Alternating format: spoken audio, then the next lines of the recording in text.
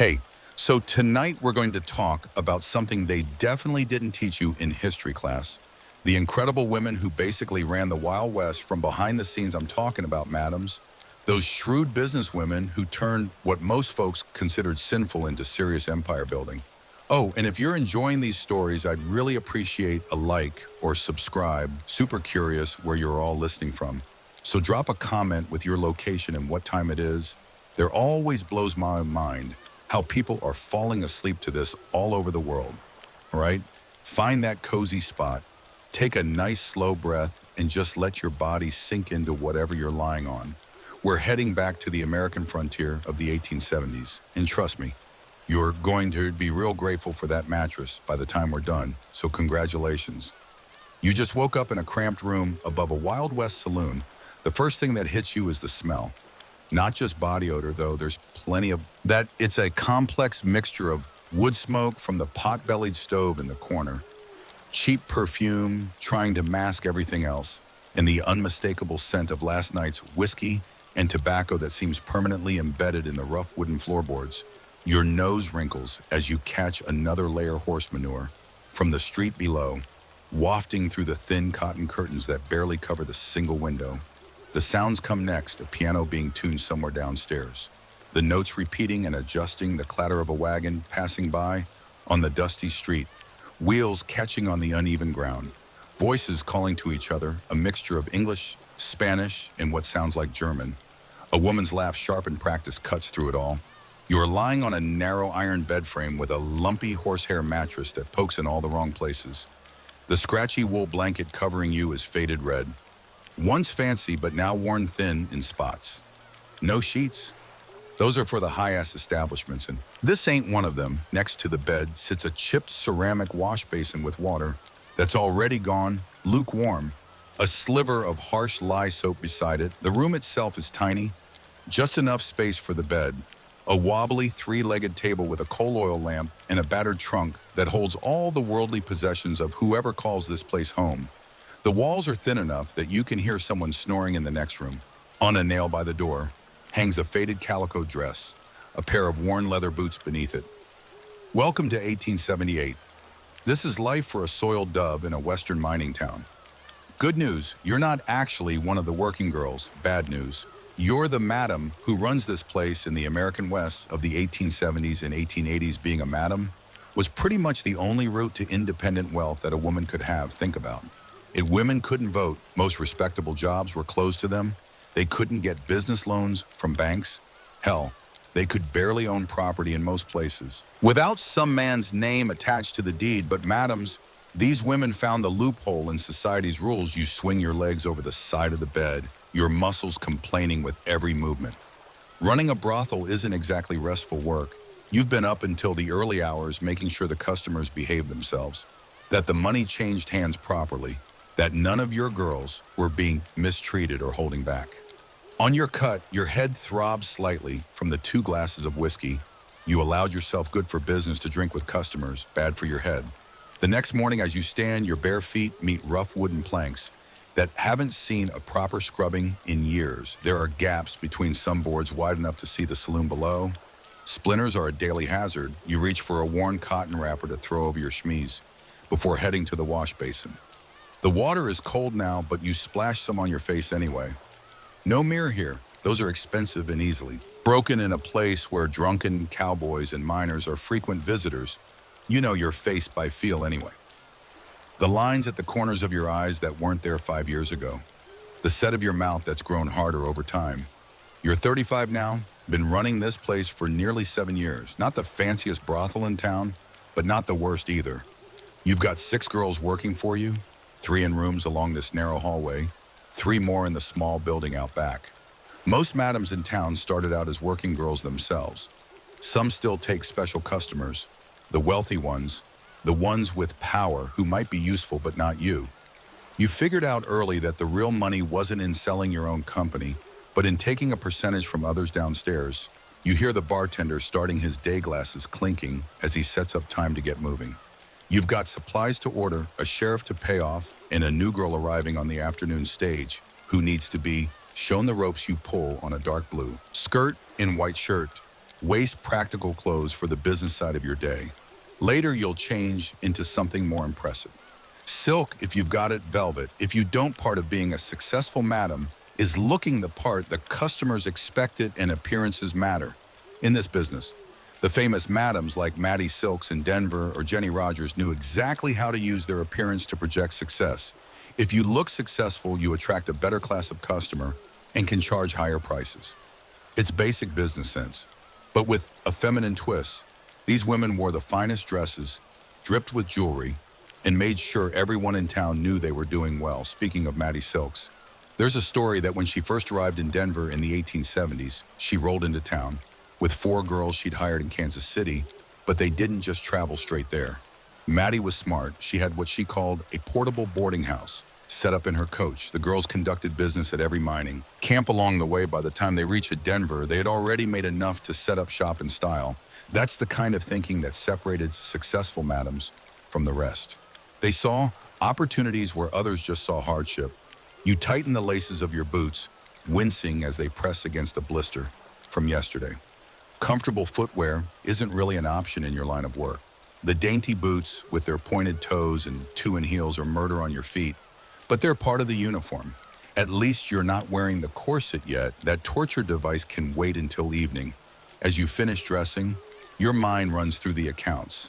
Last night was profitable. A payday for the mines means free spending, customers.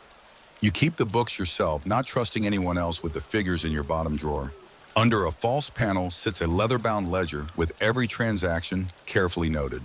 Another book, the one you'd actually show if some dull-good lawman came asking questions, sits in plain sight with considerably smaller numbers. Most successful madams were excellent with money. They had to be Jenny Rogers, the queen of the row in Denver, invested her brothel earnings into the city's irrigation and reservoir infrastructure, turned a tidy profit on that too.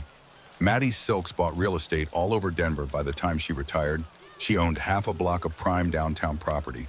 The system worked like this. A girl might charge $5 for her company. That same $5 covered her room and board. And at your establishment, anything she made beyond that basic amount could be used for clothes, medicine, or saved for the future.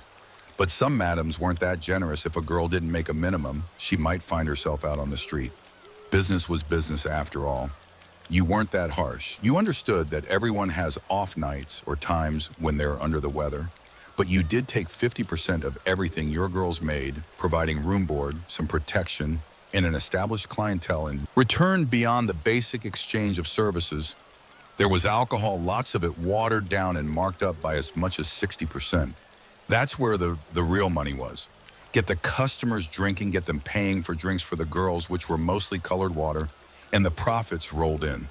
Some saloon girls earned commissions on the drinks they sold, but that money usually went right back to the madam to cover the cost of fancy clothes or other necessities. You make your way downstairs, each step on the narrow staircase, creaking loudly enough to announce your arrival. The saloon is quiet this early, just the bartender wiping down the already spotless bar top with a rag that's seen better days. He nods at you respectfully. He knows who signs his pay vouchers. Morning, Miss Catherine. He says, using the name you've adopted for your business dealings, your real name hasn't passed your lips in years. Most madams operated under assumed names. It was safer that way. Morning, Thomas. Any trouble? After I turned in, you asked, surveying the room for damage from last night's festivities. Nothing worth mentioning. Had to escort Mr. Wilson home again. Man can't hold his liquor worth a damn, you nod, making a mental note to suggest to Mr. Wilson's wife that she might want to keep a closer eye on her husband's whereabouts. Not that you'd actually say anything. Discretion is another cornerstone of your business, but it's good to keep track of which customers might become problems. The saloon itself is fairly typical for a mining town long bar, along one wall scarred from years of bottles and glasses and occasionally knives. A dozen small tables with mismatched chairs. A small raised platform at the far end serves as a stage for the piano player, and occasionally a singer if you can find one who won't rob you blind. The walls are decorated with faded prints of race horses and hunting scenes torn from Eastern magazines, plus a large cracked mirror behind the bar that makes the room look twice as big. It's not the house of mirrors in Denver with its ceiling-to-floor looking glasses and velvet furniture, but it serves its purpose. Men don't come here for the decor anyway. A sharp knock at the back door pulls you from your thoughts. It's too early for customers. Must be the supply wagon with the weekly delivery of whiskey and beer. I'll get it. You tell Thomas, heading toward the storeroom. It's not the supply wagon. Instead, you find yourself face to face with Sheriff Mills, his expression grim beneath his bushy mustache. Your heart sinks. This can't be good news, morning, Catherine, he says, removing his hat. At least he's being polite. That's something, Sheriff. What brings you by so early? Our usual arrangement isn't due until Friday. The arrangement being the monthly payment that ensures the sheriff finds more important things to do than raid your establishment. Not about that. There's been some trouble over at Lilia's place.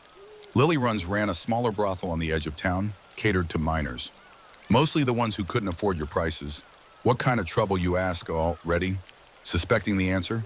She's dead. Stabbed one of her girls, too. A chill runs through you despite the growing warmth of the morning. This business has always been dangerous, but murders aren't common. Even in a rough town like this, any idea who did it? The sheriff shakes his head. Working on it. Just thought you should know. Might want to be extra careful for a while. You nod, your mind already racing through the implications. You'll need to hire an extra man for security. Warn the girls to be especially watchful. Maybe raise prices temporarily to cover the additional expense. Thanks for letting me know, you say, reaching into your pocket and pulling out a silver dollar. Not a bribe exactly, just a token of appreciation. For the warning, the sheriff pockets it without comment and replaces his hat. Take care, Catherine. After he leaves, you lean against the doorframe for a moment, letting the reality sink in. Lily dead. You didn't know her well.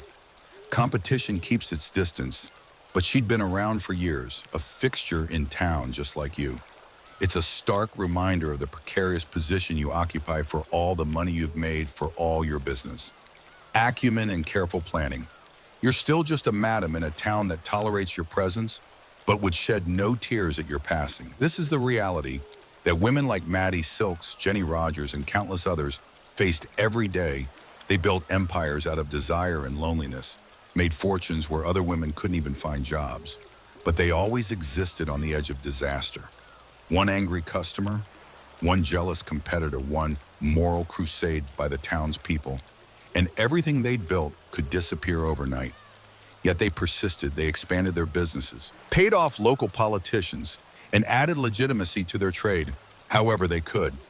Maddie Silks managed to acquire a liquor license in 1885, something nearly unheard of for a woman-owned business at the time. You straighten up and head back into the saloon. No time for dwelling on what might happen. There's business to attend to.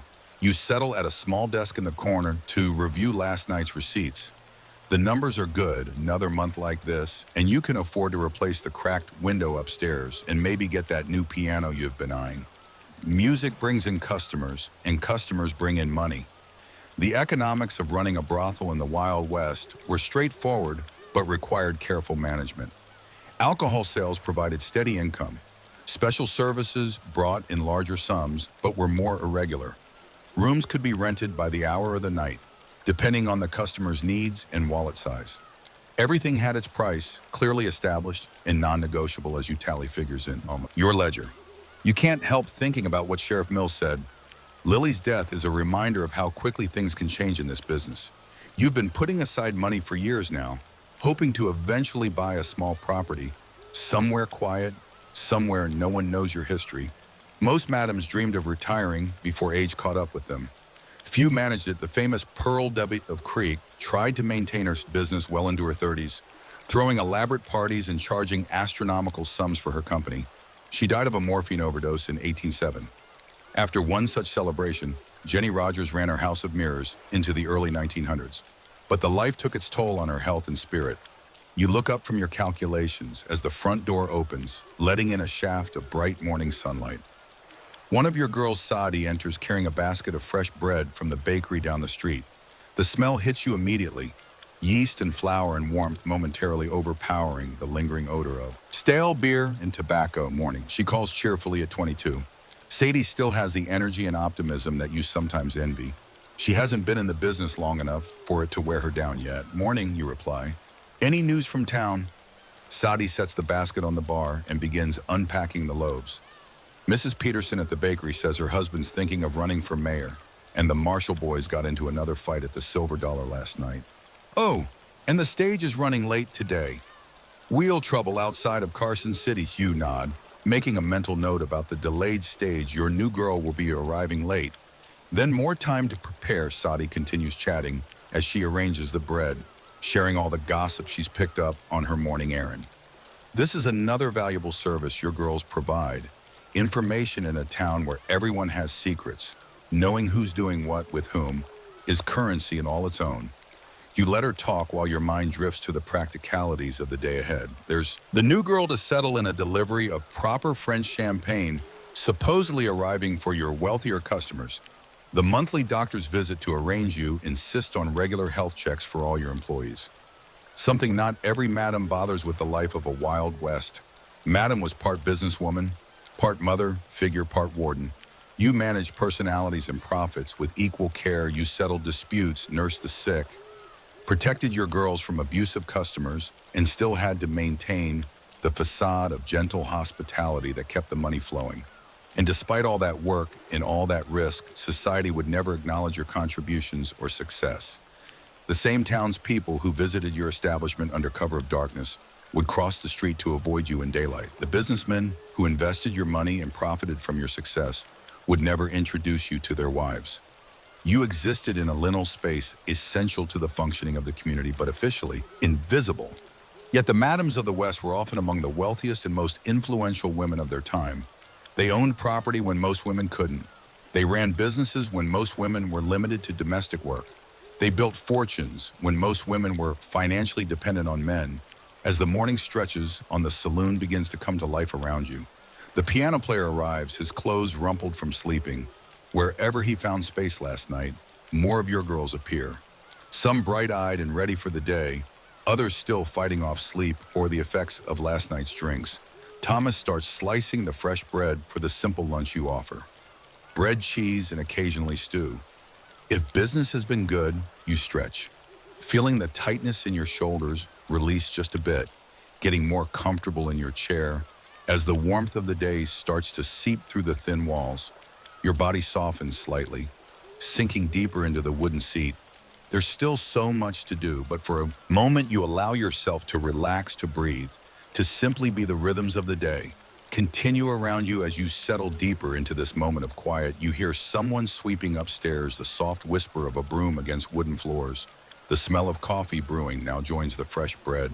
Your muscles release a little more tension as you adjust your position. That's it, nice and easy. Your breathing naturally slows as you watch the dust motes dancing in the beam of sunlight coming through the window.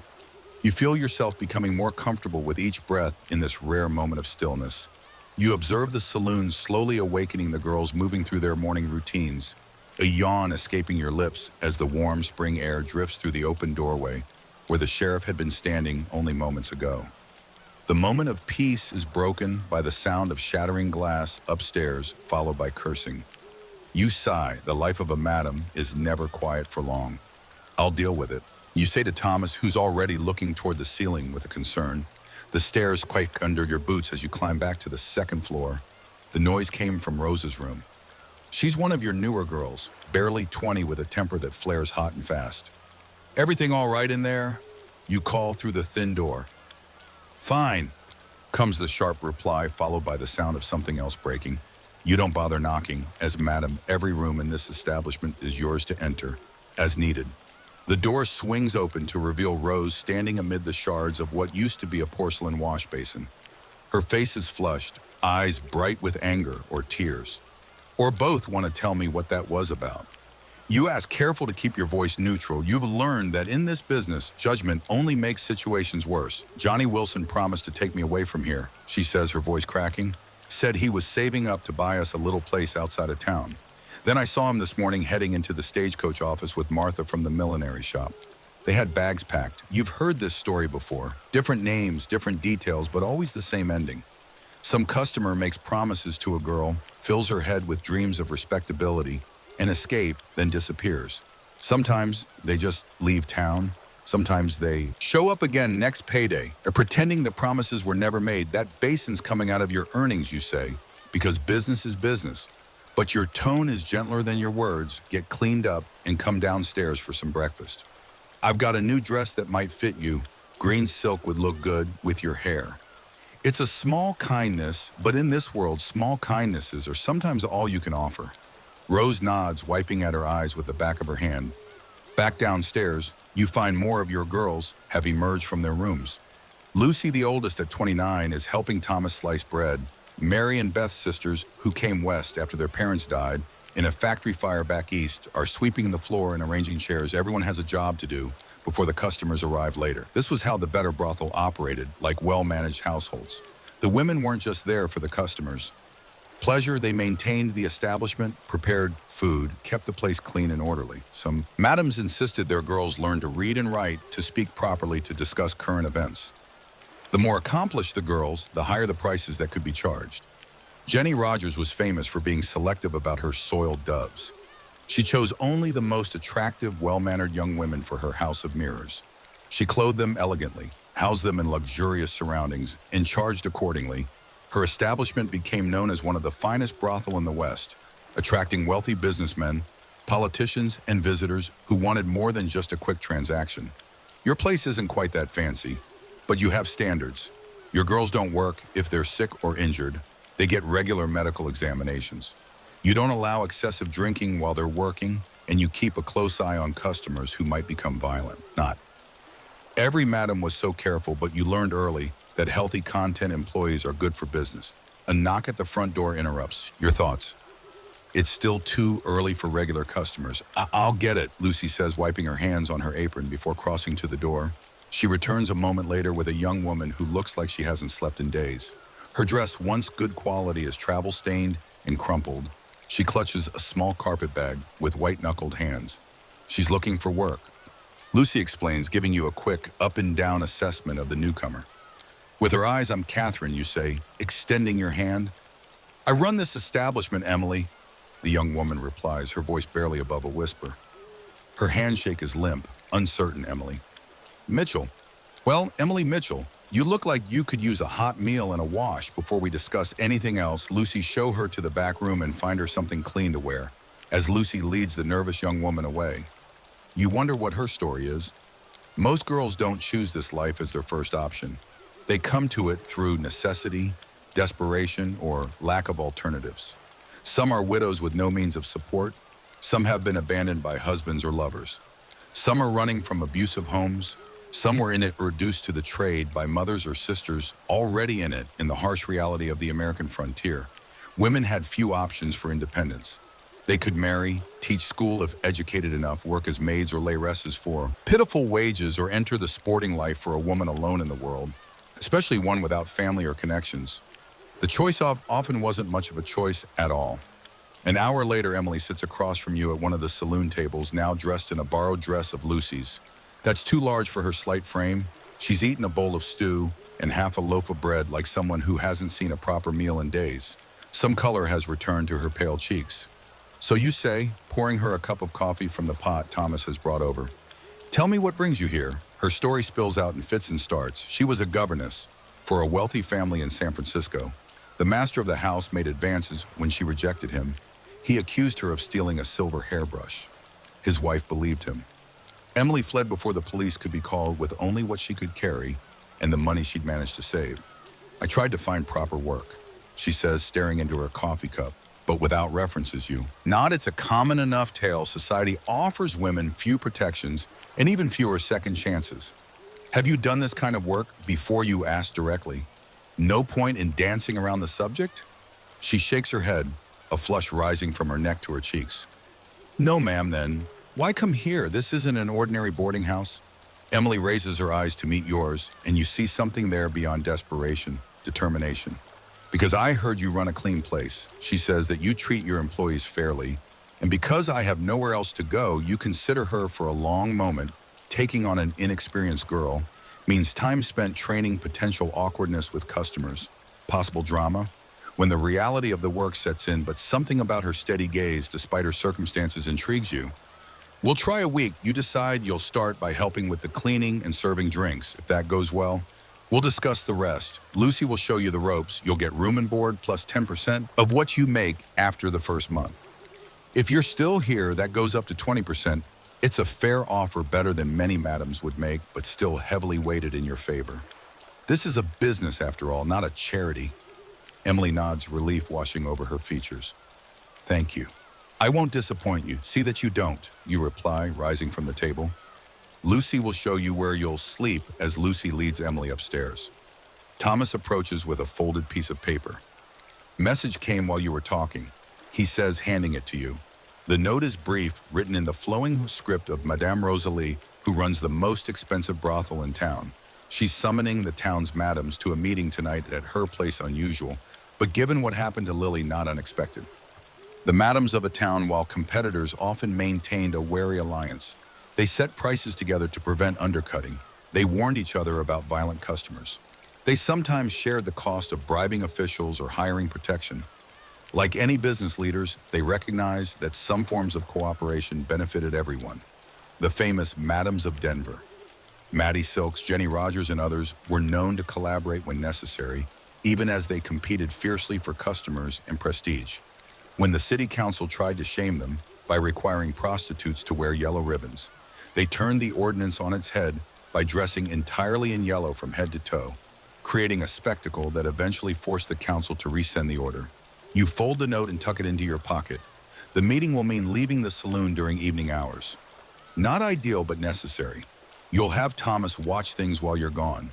The day progresses with the usual task: you review supplies. With Thomas making note of what needs ordering, you settle a minor dispute between Mary and Beth over a borrowed hairpin that escalated into accusations about a stolen customer. You review the books again, considering whether it's time to raise prices. The new mining operation that opened north of town has brought in workers with money to spend. By late afternoon, the saloon is ready for business. The floors have been swept, the spittoons emptied and cleaned, the bar stocked. Fresh sawdust has been scattered across the floor to absorb spills and make cleanup easier tomorrow. The piano has been tuned as best as your regular player can manage with his limited skills. The girls are dressing for the evening, transforming from the practical women who cleaned and cooked all day into the fantasy figures who will entertain tonight. Corsets tightened to create exaggerated hourglass figures, hair arranged in elaborate curls and waves, rouge applied to cheeks and lips, perhaps a bit of powder to hide blemishes, or signs of fatigue. You retreat to your own room to change as well. The practical business clothes of the day are replaced by a gown of deep burgundy satin, still elegant despite being several years out of fashion. A gold locket hangs at your throat, a gift from a customer years ago who had more money than sense. Your hair, showing threads of gray, now is pinned up in a style that suggests sophistication without trying too hard for youth. The transformation isn't just physical. As you dress, you feel yourself becoming the persona your customers expect: worldly, slightly detached, with a seen-it-all air that somehow remains approachable. Being a madam is a performance as much as it is a business position. By the time you return downstairs, the first customers are already arriving. Miners, mostly their faces still bearing the grime of the day's work, despite attempts to wash up. They order whiskey at the bar, their eyes roving over the girls who have positioned themselves strategically around the room. You make your rounds, greeting regulars by name, introducing yourself to newcomers. Your manner is warm but reserved. You are friendly but not familiar. You laugh at their jokes but maintain a certain distance. This careful balance is part of your role, accessible enough to make them comfortable spending money, remote enough to command respect. The evening proceeds as most do. Drinks flow, see? Piano player pounds out popular tunes, occasionally joined by Rose, who has a surprisingly sweet singing voice when she's not breaking basins. Men pay for dances with the girls, which sometimes lead to more private transactions. Upstairs, you oversee it all with a practiced eye, intervening only when necessary to maintain order. At 9:00, you catch Lucy's attention and signal that you're leaving for your meeting. She nods, understanding that she's in charge until you return. Lucy has been with you longest and knows the business almost as well as you do. If you ever decided to retire, she'd be the one you'd consider selling. To the night air is cool as you step outside, a welcome relief from the heat and smoke of the saloon. The streets are quieter now. Most respectable businesses close for the evening. A few men loiter outside the other saloons in town.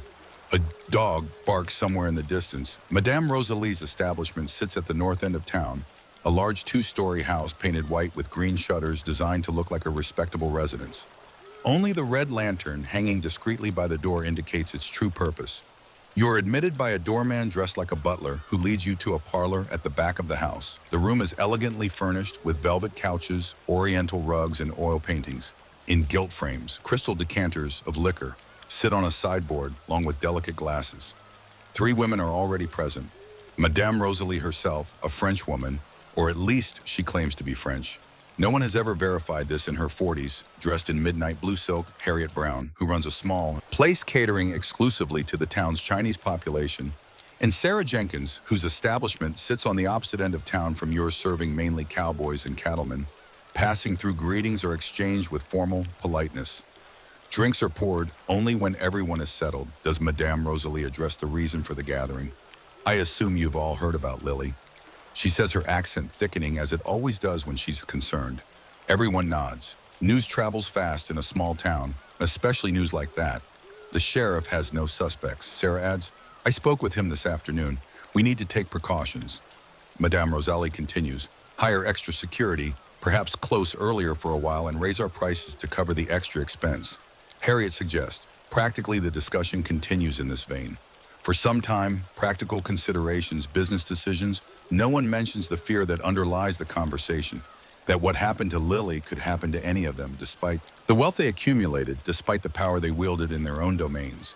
Madams existed in a precarious position. They operated outside the protection of the law, while simultaneously being subject to its penalties. They were essential to their communities, yet scorned by polite society. They were entrepreneurs in an era when women weren't supposed to have business acumen. Many, like Jenny Rogers and Maddie Silks, tried to gain respectability through charitable works. They donated to churches, orphanages, and hospitals. They bought clothes and school supplies for poor children. They contributed to civic improvements, but acceptance remained elusive. The money was welcome. The women themselves were not. The meeting concludes with agreements about new security measures and a pact to share information about any suspicious customers as you prepare to leave. Madame Rosalie draws you aside, Catherine. A word she says, guiding you to a quiet corner. What is it, you ask, noting the concern in her eyes? Heard a rumor that Lily had been keeping a book. Names, dates, special requests, the sort of information that could ruin a man's reputation. You feel a chill that has nothing to do with the evening air. You think that's why she was killed. Madame Rosalie shrugs elegantly. I think it would be wise for all of us to be careful about what we know, and who knows we know it. The warning sits heavily as you make your way back through the quiet streets to your own establishment. Madams often accumulated secrets as valuable as currency. Jenny Rogers once blackmailed a local politician by threatening to expose him as a frequent customer, earning herself $17,000 in the process, a fortune at the time, but such knowledge could be dangerous as well as profitable. The saloon is still busy when you return, though the crowd has thinned somewhat. Thomas catches your eye from behind the bar, a slight shake of his head indicating that nothing requiring your attention has occurred in your absence. You make another round of the room, checking on your girls, assessing the mood of the customers. Everything seems to be running smoothly. Emily is serving drinks, her nervousness from earlier replaced by a careful attentiveness. She'll do well. You think if she can maintain that balance of availability and reserve as midnight approaches, the pace of the evening slows. Some customers have gone upstairs with your girls. Others have drifted home or to their camp beds at the mine. A few diehards remain at the bar, nursing their drinks and sharing increasingly exaggerated stories.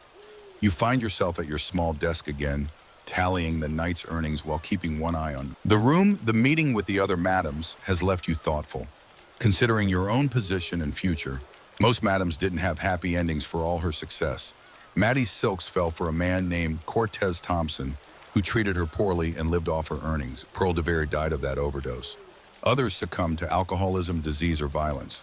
Few managed to translate their financial success into the respectability they sought. You've been luckier than most. You've saved, carefully invested. Where you could avoided the pitfalls of addiction that claimed many in your profession. You're not rich, but you have enough set aside that retirement isn't an impossible dream. A small house somewhere quiet, perhaps a garden, books to read. No one knowing or caring about your past. The fantasy is pleasant enough that you allow yourself to linger on it. Your pen pausing in its tabulation of figures, Your shoulders tense from the day's concerns, and the evening's warning begin to relax slightly. You roll your head, gently feeling the small pops as your neck releases its tightness. From the piano comes a slow, soothing melody. Your player has switched from lively dance tunes to something more appropriate for the waning hours. The rhythm of it matches your breathing, which has slowed without your noticing. Your body feels heavier, more settled in your chair. The familiar sounds of the saloon murmured conversations, the clink of glasses, occasional laughter create a comfortable backdrop as you continue your work. The ledger's columns of neat figures provide their own kind of satisfaction, order imposed on the chaos of life. Your hand moves smoothly across the page, the scratch of pen on paper joining the ambient noise of the room. You stifle a yawn, stretching your arms above your head before settling back into a more comfortable position. The burgundy satin of your dress rustles softly with the movement. You feel your muscles releasing their tension, your breathing deepening naturally as you continue reviewing. The night's transactions. That's it, nice and easy, the night's nearly done. Most of your girls are settled with customers, and tomorrow you'll need to help Emily adjust to her new life. Hear the reality of your world slowly sinking in as you notice the piano player has switched to an even gentler tune. Something that reminds you of rainfall on a tin roof. Morning comes too soon. Sunlight slanting through the gaps in your curtains to land directly across your eyes. You groan, rolling away from the brightness. Your head pounds slightly, not from drink. You're too careful for that. But from the late hour you finally retired, the thin mattress cacks as you sit up, your body protesting. Every movement running a brothel is physically demanding work. Despite what most folks might think, you're on your feet most of the day and night, constantly moving between the saloon, the girls' rooms, your office, and wherever else needs your attention. The floor is cold beneath your bare feet as you make your way to the wash. Base in the water from last night has gone completely cold, but you splash your face anyway. The shock of it helps clear away the cobwebs of sleep outside your window. The town is already coming to life. You can hear the blacksmith's hammer ringing from down the street. A wagon rattles by, wheels clattering against the uneven ground. Someone is shouting about fresh milk for sale. You dress quickly in a simple navy skirt and white blouse. No need for the fancy clothes until evening. Your hair is twisted into a simple knot at the nape of your neck, a splash of rose water behind your ears. Not the heavy perfume of night, but something lighter, cleaner downstairs. You find Thomas already at work, sweeping up last night's sawdust and debris. Lucy is at the stove in the small kitchen behind the bar, stirring a pot of what smells like oatmeal morning. She says, not looking up from her task, coffee is ready. You pour yourself a cup, savoring the bitter warmth. Coffee is one luxury you never skimp on, even in the worst financial times. You make sure to buy good beans. It's a small pleasure in a life that offers few refined enjoyments. How's our new girl? You ask, leaning against the door frame. Lucy shrugs, still sleeping. She worked hard last night, quick learner. Good when she wakes up, send her to me. I want to go over the rules again. Every madam had her own set of rules for her establishment. These weren't just about business practices, but about survival in a dangerous profession. Rules like, never go with a customer who's too drunk. Don't leave the building with a customer unless cleared by the madam first. No stealing from customers or other girls. No fighting on the premises. The famous Jenny Rogers had particularly strict rules for her house of mirrors. Her girls were not allowed to drink excessively. They had to maintain a certain standard of dress and behavior at all times. They could not argue with customers, no matter how difficult. Breaking these rules meant immediate dismissal, often without the wages owed. Such strictness might seem harsh, but it was necessary, and a brothel was judged by the behavior of its women. A place where the girls were drunk, slovenly, or argumentative wouldn't attract the high-paying customers that made the business profitable. You're halfway through your coffee when there's a sharp knock at the front door. Thomas looks to you questioningly. I'll get it, you say, setting down your cup. When you open the door, you find a young man in a crisp deputy's uniform, his badge still shiny enough to suggest it's relatively new. Mom, he says, touching the brim of his hat politely, Sheriff sent me to update you on the situation with Lily. You step back, allowing him to enter any news they caught the fell. Who did it, the deputy says, looking uncomfortable in the saloon, despite its emptiness. Drummer passing through town had blood on his clothes and Lily's brooch in his pocket. Did he say why the deputy shifts his weight? Said she laughed at him when he couldn't perform. You nod, unsurprised. Male pride is a dangerous thing, especially when wounded. You've seen violence erupt over less in your years. Running the saloon, sheriff wanted all you ladies to know it's handled. The deputy continues, no need for extra worry. Thank the sheriff for the information. You reply formally. Will there be a trial? The young man looks even more uncomfortable. No, ma'am. He had tried to escape custody this morning. Sheriff had to shoot, which means the sheriff or one of his men took care of the problem, permanently saving the town. The expense and trouble of a trial for the murder of a prostitute. You're not shocked in frontier justice. Some lives counted more than others after. The deputy leaves you. Share the news with Lucy and Thomas. There's a momentary silence as you all absorb the implications. Should I tell the girls when they wake up? Lucy asks, you consider this? Yes, but keep it simple. Man, responsible is dead. No need for details. That'll just upset everyone. The morning progresses with its usual routines. Girls emerge from their rooms one by one, some alone, some with customers from the night before who sheepishly make their way out the back door. The air fills with the domestic sounds of women living in close quarters. Complaints about borrowed items not returned, arguments over whose turn it is to help with breakfast, gossip about customers and each other. Emily appears last, her borrowed dress wrinkled from sleep. She looks better than yesterday, less desperate, more composed. Her eyes find you across the room and she makes her way over. Madame Catherine, she says formally. Lucy said you wanted to see me. Yes, you reply, gesturing to a table in the corner where you can have some privacy. Sit down. She obeys instantly. Folding her hands in her lap, the governess training shows, in her posture straight back, shoulders square. You did well last night. You begin, Thomas says you're quick and careful with the drinks. No spills, no mistakes in the orders. Thank you, she says, a faint blush coloring her cheeks at the praise. I'm grateful for the opportunity.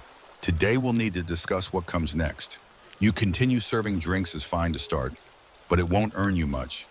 Most of our profit comes from other services. Emily's blush deepens, but she meets your gaze steadily. I understand it, you. This isn't a decision to make lightly. Once you start down this road, it's hard to turn back. Society doesn't offer second chances to women in our profession. It's a harsh truth, but one she needs to hear. Many girls enter the trade thinking it's temporary, just until they save enough to start over somewhere else. Some manage at most. Don't, the stigma follows them, especially in small towns where everyone knows everyone's business. Emily is silent for a long moment, her eyes dropping to her hands. What are my alternatives? She finally asks, you could try for a try.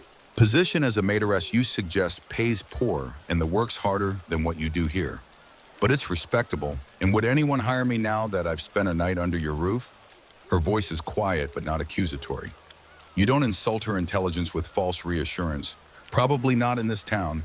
You'd need to move on with what money? She looks up again, and you see that same determination you noticed yesterday. I have exactly 23 cents to my name.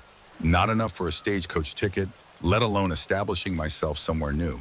It's the predicament so many women faced on the frontier without money or family. Support options narrowed quickly. The line between respectability and ruin was thin and easily crossed. I know what I'm choosing. Emily says, her voice firmer now. I've thought about it all night. I don't see another way forward from where I am, you nod, respecting her clear-eyed assessment of her situation. All right then, Lucy will help you get ready. You'll need different clothes for evening work. I'll advance you enough for a proper dress and shoes. It comes out of your first earnings, of course, she agrees. One more thing. You add as she starts to rise, whatever brought you here, whatever you do while you're here, never be ashamed. We provide a service that men seek out willingly. There's no shame in meeting a demand, no matter what the church ladies might say. It's the same advice Maddie Silks reportedly gave to her new girls. Pride was essential armor in this business. Without it, the judgment and scorn of society could crush a woman's spirit entirely. Emily nods, a small smile touching her lips. Yes, Mom. As she walks away to find Lucy, you can't help wondering how long she'll last. Some girls adapt quickly to the life, finding it preferable to the backbreaking work of laundering or the demeaning position of domestic service. Others never reconcile themselves to it, turning to drink or drugs to numb their feelings until they're no longer suitable for the better. Establishments, they end up in the cribs, tiny cubicles where the cheapest prostitutes plied their trade or dead from disease overdose or violence. You hope Emily will be one of the survivors, like Maddie Silks or Jenny Rogers, who parlayed their beauty and business sense into financial security. But you're realistic enough to know Not everyone has that combination of qualities needed to thrive in this harsh world. The day continues with its usual tasks and small dramas. Rose is still sulking over Johnny Wilson's betrayal, but has stopped breaking things. At least Mary and Beth have reconciled over the hairpin dispute and are now united in criticizing another girl's choice of evening gown. Thomas reports that you are running low on whiskey and will need to place an order with the supplier around midday. A visitor arrives, Dr. Harrison making his monthly rounds to check on the health of your girls. He's an older man, his hair more salt than pepper, with a permanently stern expression that softens, only slightly when addressing you directly. Catherine, he greets you with a nod. The usual examinations, I presume? Yes, plus we have a new girl who should be checked as well. You reply, leading him to the small back room that serves as your office. And on days like this, an examination room. Dr. Harrison is unusual among frontier physicians in his willingness to treat prostitutes at all, let alone make regular preventative visits. Most doctors would only attend to fallen women in emergencies and often charged exorbitant rates for doing so. But Harrison is a practical man. He understands that disease doesn't respect moral boundaries, that infections spread from brothel to respectable homes via the husbands and sons who frequent establishments like yours. His monthly visits are as much about protecting the wider community as they are about caring for your girls. The examinations are brief but thorough. Each girl is checked for signs of venereal disease, which would render her unable to work until treated and cleared. Any other health concerns are addressed as well. Persistent coughs that might indicate tuberculosis, unusual bleeding signs of pregnancy. When it's Emily's turn, you see her hesitation as she approaches the door to your office. This is often the moment when new girls reconsider their decision, when the clinical reality of the profession hits home. It's necessary you tell her quietly for your protection and ours. The doctor is discreet and professional. She nods and enters the room, her back straight as ever when she emerges. 15 minutes later, her face is flushed, but composed, all clear. Dr. Harrison announces, after the last examination, that new girl remarkably healthy, no signs of previous activity. As she claimed, you pay his fee, higher than what he charges. Respectable households, but fair, considering the risk to his reputation, and see him out through the back door. It wouldn't do for his regular patients to know he visits your establishment, even in a professional capacity. As afternoon stretches toward evening, the pace of activity in the saloon increases. Girls who've been mending clothes or writing letters to family, always with fictitious details about their employment, begin preparing for the night ahead. Thomas stocks the bar and makes sure the spittoons are empty and cleaned. The piano player arrives slightly less rumpled than yesterday and begins warming up with scales and simple tunes. You retreat to your room to change into your evening. Attire a gown of deep green velvet, tonight slightly out of fashion, but still impressive with its tight bodice and flowing skirt. A different piece of jewelry. Pearl earrings that were payment from a customer who ran short of cash one night. Your hair is arranged more elaborately with combs, holding the gray strie in a style that suggests elegance, without trying too hard for youth. When you return downstairs, you find Emily transformed. As well, Lucy has found her a dress of pale blue silk, slightly worn at the seams, but still pretty. Her hair has been curled and pinned up, with a few strategic tendrils left to frame her face. Rouge has been applied to her cheeks and lips, darkening their natural color just enough to be noticeable in the dim evening light of the saloon. "Will I do?" she asks, turning slowly for your inspection. "You'll do." And you confirm, noting with approval that Lucy has chosen a color that complements Emily's fair coloring, in a style that makes the most of her slender figure. Satyrs in this business. As the evening begins and customers start to arrive, you watch Emily carefully her first night, as more than just a drink server, will set the tone for her time in your establishment. She seems nervous but determined, laughing at the right moments, accepting drinks bought for her, though you notice she's barely sipping them. Smart girl, allowing men to lead her in clumsy dances to the piano's music around 9. You see her speaking intently with a middle-aged man dressed in the clothes of a store, clerker, or minor businessman. He's not handsome, but is clean and appears sober. A reasonable first customer. After a few minutes of conversation, they both glance toward you. You give a slight nod and Emily leads him toward the stairs. This is how most transactions occurred in the better brothel. No crude bargaining or explicit discussion of services. In the public areas, the girls knew the standard prices for different activities. The men either knew as well or were discreetly informed the madam's approval was sought before proceeding upstairs. It maintained the illusion of gentility that separated parlor houses from the cribs. Emily returns downstairs about 45 minutes later. Her expression neutral as she makes her way to the small desk where you keep the night's accounts. She hands you several bills which you count and note in your ledger before returning a small portion to her. Her percentage as agreed, everything all right, you ask quietly. She nods a small smile that doesn't quite reach her eyes, lifting the corners of her mouth. Fine, he was polite. Good. Take a short break if you need it, then back to the floor. The night progresses smoothly. Your regulars are in good spirits. A new vein of silver has been found in the North Mine, promising steady work for months to come. The piano player is in rare form, his fingers dancing across the keys with unusual skill. Even Rose seems to have recovered from her heartbreak, laughing brightly with a group of cowboys fresh from a cattle drive around midnight. Commotion at the front door draws your attention.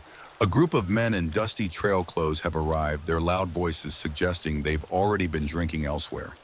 Their leader, a tall man with a week's growth of beard and a scar running along his jawline, scans the room with the predatory gaze of someone looking for trouble rather than pleasure. You make your way toward them, your expression pleasant but watchful. New customers are always welcome, but not those who might disrupt your carefully maintained establishment.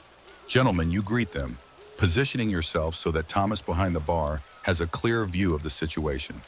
Welcome to the Silver Star. What can we offer you this evening? The scarred man's eyes assess you with a coldness that makes your spine stiffen.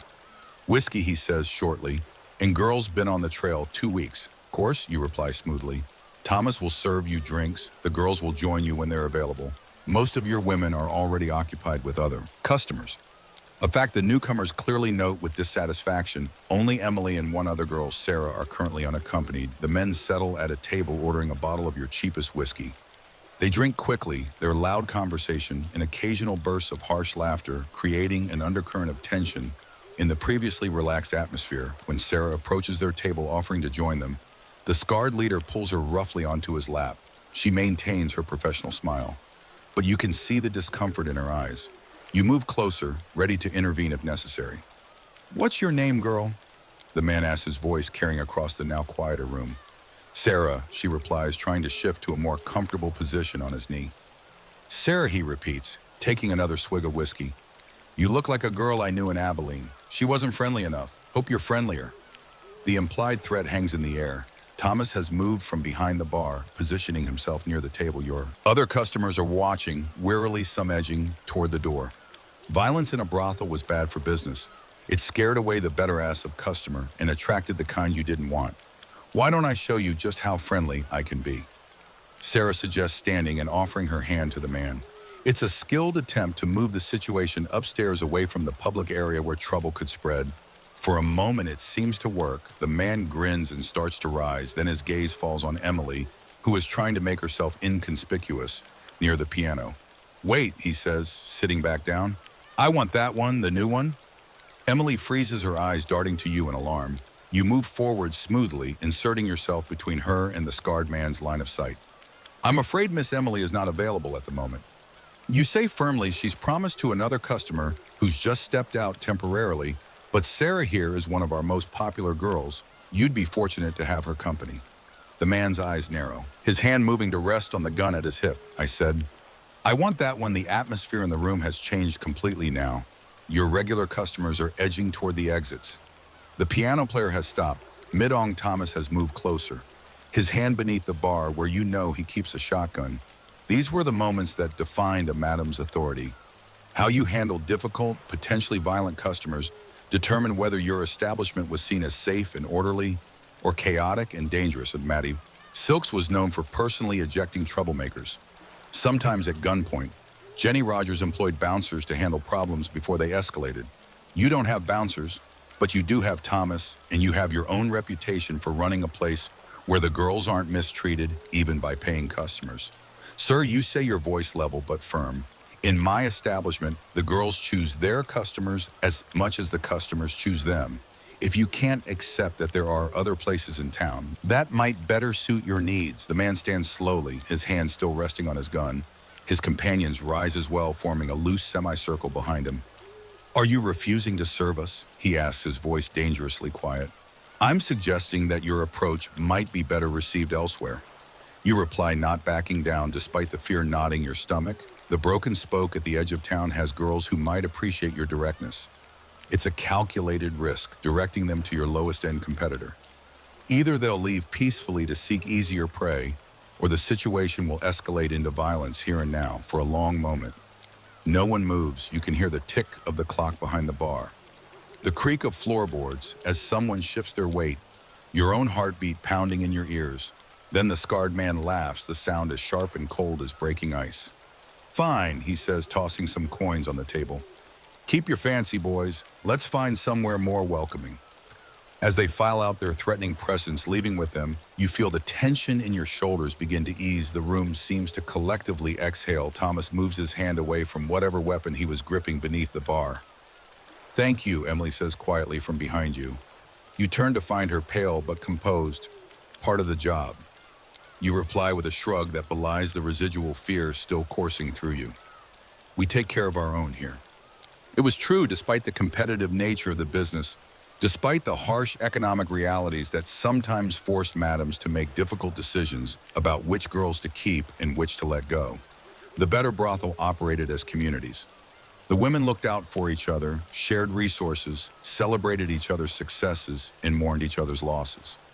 Maddie Silks was known for nursing sick girls back to health, rather than simply replacing them as some madams did. Jenny Rogers loaned money to women trying to establish their own businesses outside the trade. Fanny Porter, a famous Texas madam, maintained relationships with her former employees long after they left her establishment, often helping them find husbands or respectable positions in a world that offered women few protections. They created their own safety nets. The rest of the night passes without incident. The scarred man and his companions don't return. Your regular customers gradually filter back in as word spreads that the trouble has moved on. The piano music resumes, drinks, flow business continues. By the time you close up around 2 hours in the morning, you're exhausted, the confrontation drained. What energy you had left after a long day. Your feet ache in your too tight boots. Your back protests from hours of maintaining perfect posture. Even your face is tired from the constant performance of being the unflappable Madame Catherine. You dismiss Thomas for the night, assuring him you can handle the final lockup. The girls have all retired to their rooms, some alone, some with customers who've paid for the whole night. The saloon is quiet except for the occasional creak of the building, settling as you make your final rounds, checking that doors are locked and lamps extinguished. You find Emily sitting alone at the bar, a barely touched glass of whiskey in front of her. "Long day." You comment, sliding onto the stool beside her. She nods, staring into her drink. "Is it always like this?" "Like what?"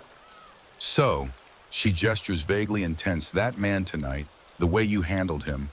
You consider her question, wanting to be honest without scaring her further. "Not every day, but often enough that you need to be prepared." She takes a small sip of whiskey, grimacing at the taste. "I thought I understood what I was getting into, but I did. Few do at the start." You admit it's not an easy life, but it's not all bad either. "What's the good part?" she asks, looking at you directly. Now you think about this independence, more money than most women ever see, a kind of freedom that respectable women don't have. And you add with a small smile the friendships the women here, they become like family. Emily nods slowly, absorbing this. "I think I'd like that family get some sleep." You tell her, patting her hand, tomorrow will be easier. As she heads upstairs, you finish the last of your closing tasks. The night's earnings are safely locked away in your office. The bar is wiped clean. The piano is covered to protect it from dust. Finally, you make your way to your own room. Your body crying out for rest, you remove your finery, with slow, tired movements, hanging the green velvet gown carefully to prevent wrinkles. The pearl earrings go into a small jewelry box on your dresser. Your hair is unpinned, falling in a gray stray down your back in your simple cotton nightgown, with your face scrubbed clean of rouge and powder. You look your age. The fine lines around your eyes and mouth are visible now, telling the story of years spent in smoky rooms, managing difficult situations, building a business in a world that never wanted to acknowledge women like you as businesswomen at all. You settle onto your narrow bed, feeling the familiar lumps of the mattress beneath you. Your body gradually relaxes into the thin padding, finding the comfortable spots worn into shape by years of sleep, the sounds of the night drift. Through your window, a distant dog barking the occasional voice of someone making their way home late. The soft rustle of wind through the cottonwood trees that line the main street. Your thoughts drift to the events of the day. Emily's first real night of work, the confrontation with the scarred man, the news about Lily's killer. So much happens in this small world you've created, this microcosm of the larger frontier society with all its dangers and opportunities. Your breathing slows as you settle deeper into the mattress.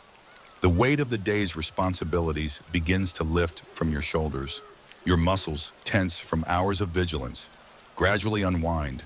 A yawn escapes as your body recognizes it's finally time to rest. Morning comes with the sound of hammering. From somewhere down the street, you groan, rolling over to bury your face in the thin pillow.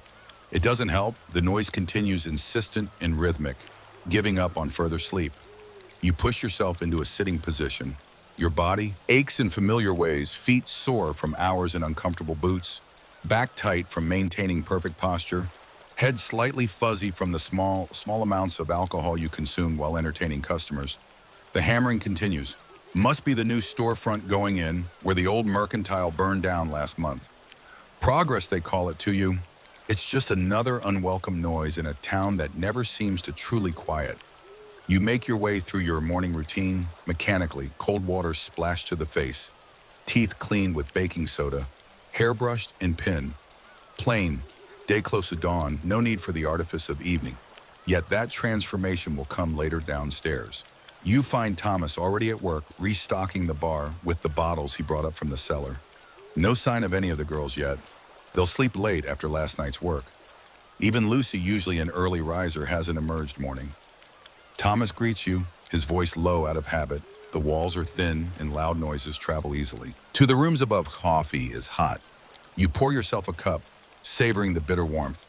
Any word from our whiskey supplier? Shipment should arrive on tomorrow's stage, he confirms. Paid extra for quick delivery.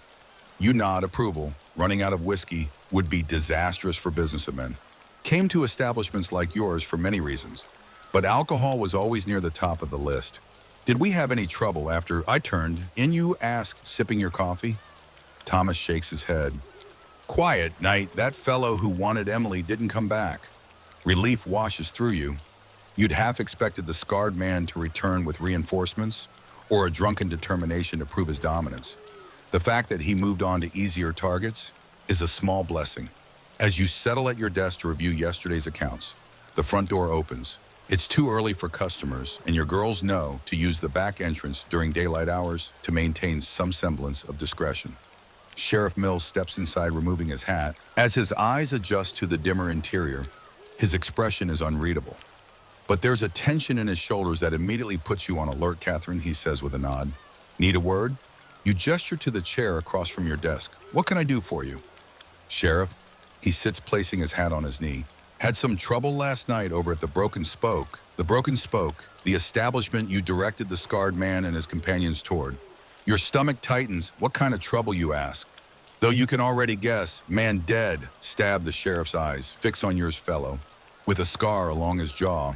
Despite your dislike of the man, the news sends a chill through you. I'm sorry to hear that, I'm sure, Mills says dryly. Word is you sent him and his boys over there after refusing to serve them. There's no accusation in his voice, just a statement of fact, but you feel defensive. Nonetheless, they were looking for trouble. Specifically, they were looking to trouble one of my new girls, who wasn't interested. I suggested they might find more willing company elsewhere. The sheriff nods slowly. That's about what I figured. Don't worry, you're not in any hot water, just trying to piece together his movements last night. Do you know who killed him? One of Bessie's girls, looks like, claims self-defense, says he got rough. Wouldn't take no for an answer. Bessie ran the Broken Spoke with minimal oversight and even less concern for her employees' well-being. Her girls were often desperate women with few other options, older, addicted to something, or otherwise unable to secure positions in the better houses. Will there be a trial, you ask? Though you suspect you already know the answer, Sheriff Mills shrugs. Doubted nobody's too broken up about a stranger causing trouble. And Bessie's already paid the fine for disturbance of the peace. That was how justice often worked. In frontier towns, A man's death might warrant investigation. But if the deceased was a troublemaker with no local connections, and especially if he'd been killed by a prostitute defending herself, the matter was usually settled with a fine and perhaps compensation to the brothel owner for lost business. Anything else you need from me? You ask, eager to move the conversation along. Association with a death, even peripherally, was bad for business. Just wanted to let you know. Mills says, rising, and to suggest you might want to be careful about who you turn away. Sometimes it's safer to handle trouble in your own place than to pass it along. The advice rankles, but you keep your expression neutral. I'll keep that in mind. After he leaves, you sit in silence for a moment, processing. The scarred man is dead, killed by one of Bessie's girls. When he got violent, it could just as easily have happened here to Emily or any of your other women. The dangers of the profession were ever present, not just from disease or social ostracism, but from the very customers who provided your livelihood. Women in the trade faced violence regularly, from men who felt entitled to more than they'd paid for, from those who resented paying at all, from those who simply enjoyed inflicting pain. Madams like Maddie Silks and Jenny Rogers employed male bouncers specifically to protect their girls from such dangers. Others, like Cad Thompson of Virginia City, Nevada, handled violent customers themselves. Thompson once gave a severe beating to one of her employees, who had argued with her throwing the woman bodily from the brothel. When the employee took Thompson to court, the madam was acquitted.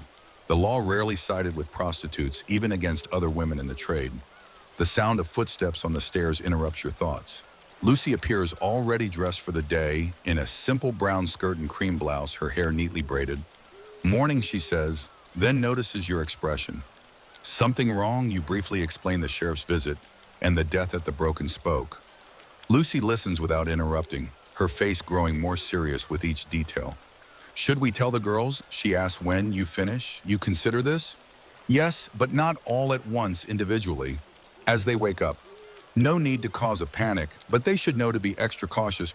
For a while, his friends might come looking for payback. Lucy nods, understanding the delicate balance you're trying to maintain, keeping your employees informed of potential dangers without frightening them so much they can't work effectively.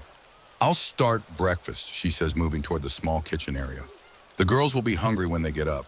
The morning progresses slowly. Your women emerge one by one from their rooms in various states of dishevelment. Some look well rested, others show the strain of entertaining difficult customers late into the night. You or Lucy speaks to each one privately about the incident at the Broken Spoke, emphasizing caution without dwelling on the more disturbing details. Emily is one of the last to appear. Her borrowed dress wrinkled, her hair falling from its pins. She looks younger in the harsh light of morning, more vulnerable when you pull her aside to explain what happened. Her face pales. That man died because of me, she asks, her voice barely above a whisper. Or no, you say firmly, he died because he was violent with a woman who defended herself. His choices led to his death, not yours or mine. She doesn't look entirely convinced, but nods anyway.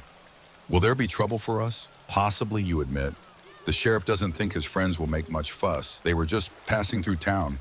But we'll be watchful for a few days just to be safe. The frankness with which you discuss potential violence might seem callous to outsiders, but it was simply the reality of life in a frontier brothel. Danger was acknowledged and prepared for, not hidden behind polite fictions as midday approaches. You send Thomas to the general store with a list of supplies, flour, sugar, coffee, lamp oil, and other necessities for running the establishment. With him gone, you take over bar duties, wiping down the already clean counter and arranging glasses for the evening ahead. Lucy oversees the cleaning of the saloon floors, swept spittoon, emptied and scrubbed tables, wiped down chairs. Arrange the girls who aren't helping with these tasks are upstairs washing clothes, mending tears in dresses, or simply resting before another long night. This was the rhythm of life in a brothel. Evenings of entertainment and commerce, mornings of recovery, afternoons of preparation. The cycle repeated day after day, with only Sundays offering a slight variation when you open later out of a nod to respectability rather than any genuine religious observance. Around 2 in the afternoon, there's another knock at the door. You tense, remembering yesterday's trouble. But when you open it, you find a young boy holding a letter delivery from Madame Catherine. He says, holding out the folded paper, lady, at Madame Rosalie said to bring it straight to you. Do you give the boy a penny for his trouble and close the door before opening the letter? The paper is fine quality, the handwriting, elegant. Madame Rosalie's distinctive script. The message is brief but concerning. A man matching the description of one of the scarred leader companions was seen asking questions about the fancy house with the uppity madam around town this morning. Rosalie thought you should be warned. You fold the letter and tuck it into your pocket, considering your options. You could close for the night, citing some excuse, but that would mean a significant loss of income for both you and your girls. You could hire extra security, but reliable men on short notice would be expensive and might create more tension than they prevented. In the end, you decide on a middle path. You'll open as usual, but station Thomas near the door with instructions to turn away anyone who seems connected to last night's trouble. You'll also speak to Sheriff Mills again, making him aware that there might be a specific threat to your establishment. Just as you've reached this decision, there's a commotion from upstairs. Raised voices, a thump, then the sound of breaking glass. You hurry up the narrow staircase to find Rose and another girl, Jenny, facing each other. In the hallway outside their rooms, Rose's cheek bears a red mark that will likely become a bruise. Jenny is breathing hard, her hands clenched into fists. What's going on here? You demand, stepping between them both. Women start talking at once, their accusations overlapping. Stolen jewelry, borrowed clothes not returned. Customers poach, the usual disputes of women living in close quarters with limited resources and competitive work. Enough, you say sharply. Rose, go downstairs and have Lucy look at that cheek. Jenny, in your room now. They obey, though, not without final glares at each other. You follow Jenny into her small room, closing the door behind you. Explain, you say, crossing your arms. Jenny's story pours out in a mixture of justifications and accusations. Rose has been stealing her regular customers by offering services at lower prices. Rose borrowed her blue hair ribbon and returned it torn. Rose has been spreading rumors that Jenny has syphilis to scare away her clients. Some of these complaints might be valid. Others are likely exaggerated or entirely fabricated. The truth hardly matters. What matters is maintaining order in your establishment. I don't care who started it. You tell her when she finally runs out of words. I won't have fighting here. It's bad for business and dangerous for everyone. You and Rose will make peace, or one of you will be looking for a new place to work.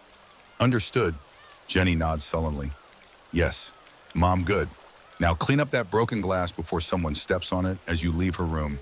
You sigh internally. Managing the personalities and conflicts of your employees was one of the most challenging aspects of being a madam.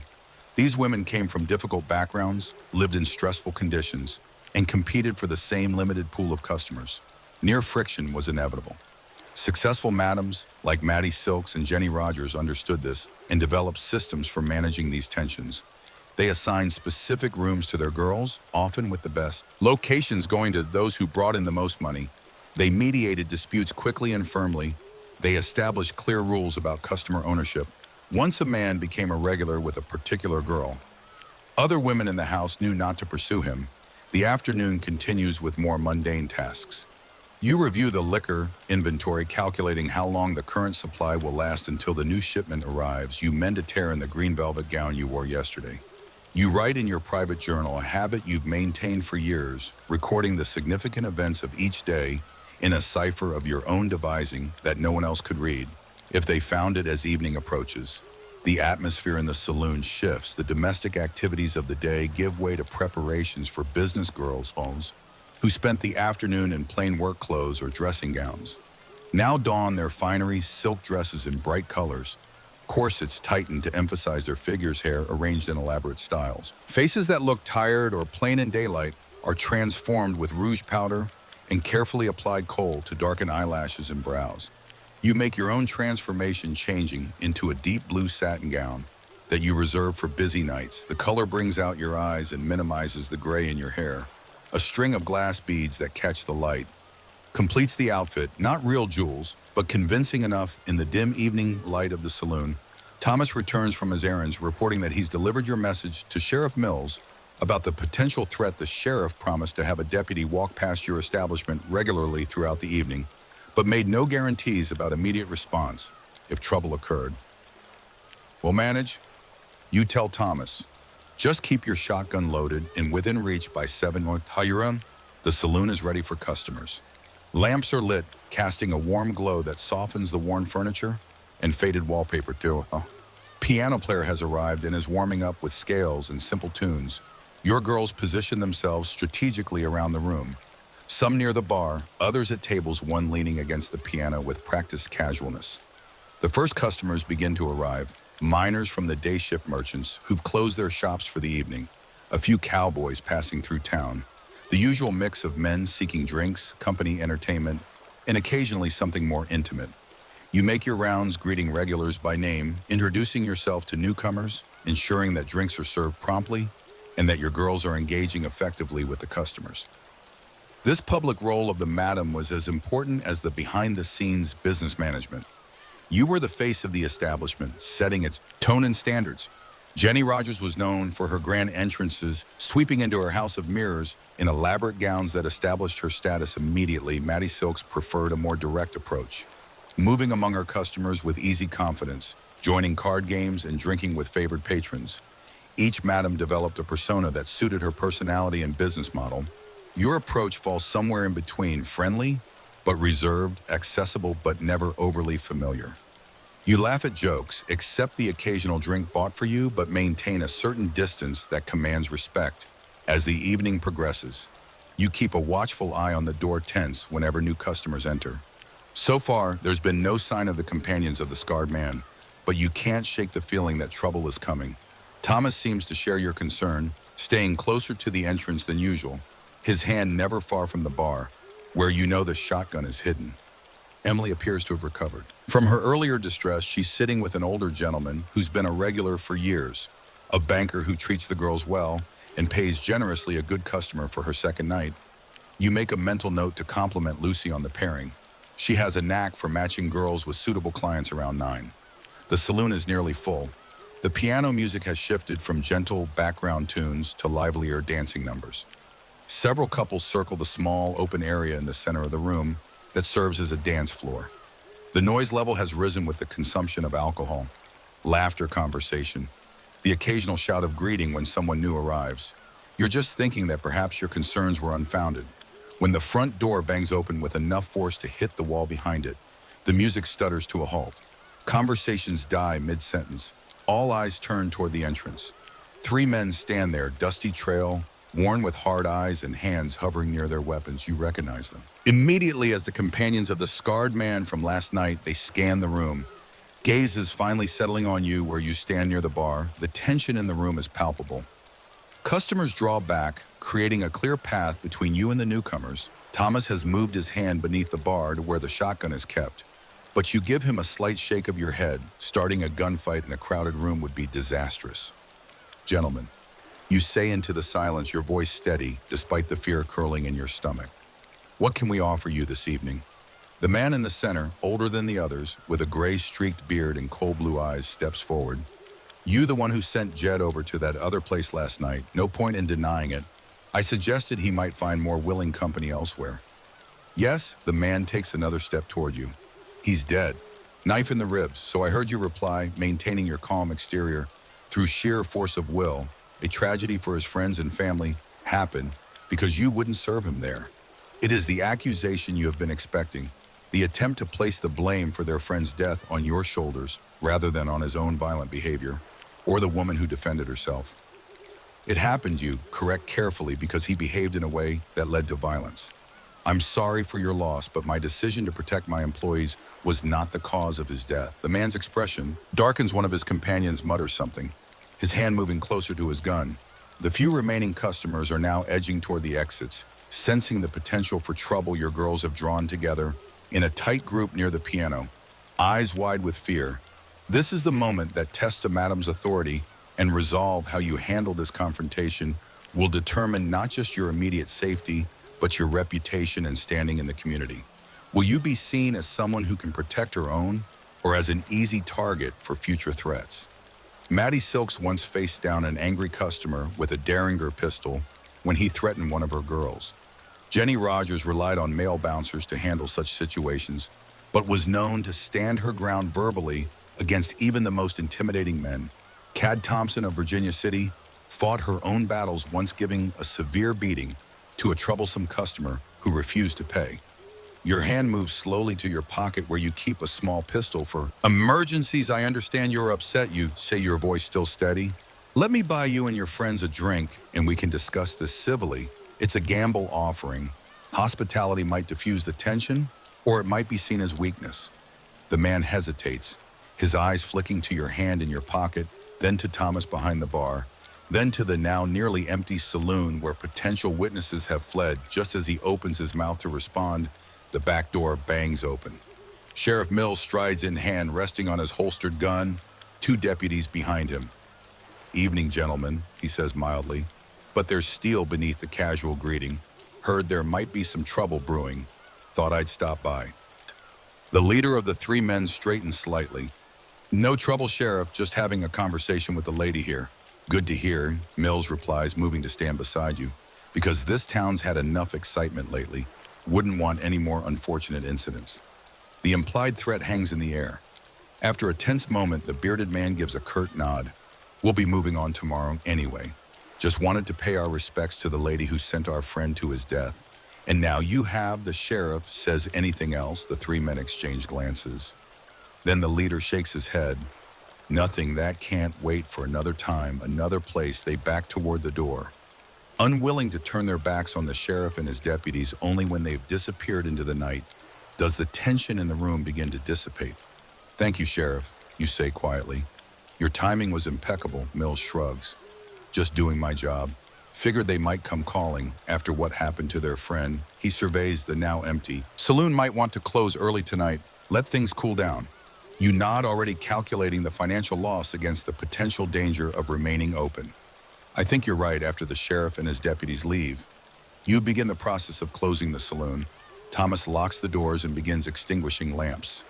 The girls, still shaken by the confrontation, help clean up without their usual chatter and complaint. By midnight, everything is secure for the night. You've decided to keep everyone inside until morning, concerned that the three men might be waiting somewhere in town. Despite the sheriff's warning, the girls will sleep in the saloon, not comfortably but safely, as you arrange blankets on the bar and tables to create makeshift beds. Emily approaches you. Is this normal? She asks softly. This kind of danger. You consider how to answer truthfully without frightening her further. Not every day, you finally say, but not uncommon either. This business attracts certain types of men. Some are just looking for company or a good time. Others bring their troubles with them. She nods slowly. I thought. She hesitates. I don't know what I thought not. This few do at the start. You reply, echoing your words from last night. It gets easier. You learn to read people, to spot trouble before it arrives, and you're not alone. We look out for each other here. This was perhaps the most important aspect of life in a frontier brothel. The community formed by necessity among women.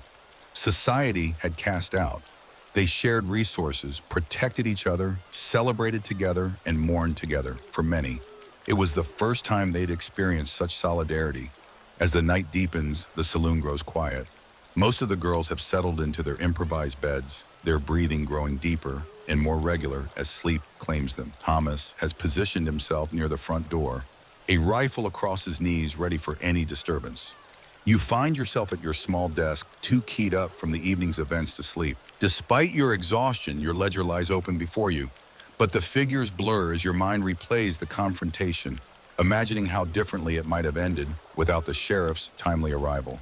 The small oil lamp casts shadows across the room, creating pools of darkness between islands of warm light. Outside, the town has fallen silent. Even the dogs that usually bark through the night seem to be resting. You lean back in your chair, feeling the tension in your shoulders begin to release slightly. Your breathing slows to match the quiet rhythm of the night.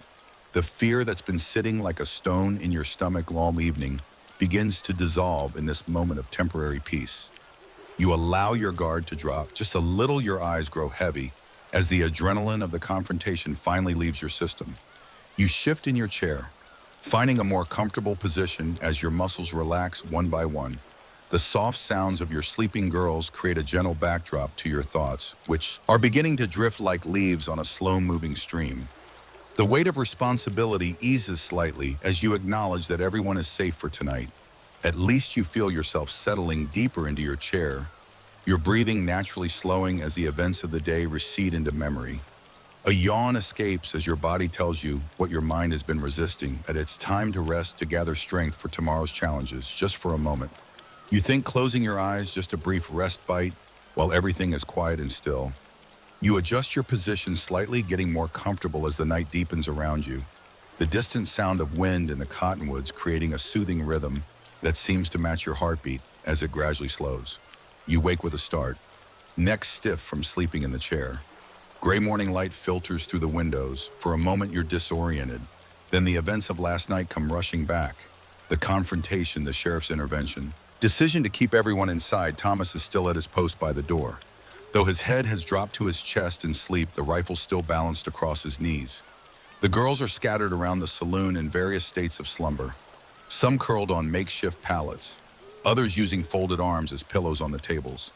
You stretch, wincing at the pain in your shoulders and back, too old to be sleeping in chairs. You think woefully. Then again, you're too old for a lot of things about this life, a fact that's becoming more apparent with each passing year, rising quietly to avoid waking the others. You make your way to the small kitchen behind the bar. The stove is cold, but you find the remains of yesterday's coffee in a pot. It's bitter and strong, but the warmth and caffeine are welcome. As you try to shake off the fog of interrupted sleep, cup in hand, you return to the main room and gently wake Thomas. He jerks awake, hands tightening on the rifle, before he recognizes you. Easy, you murmur.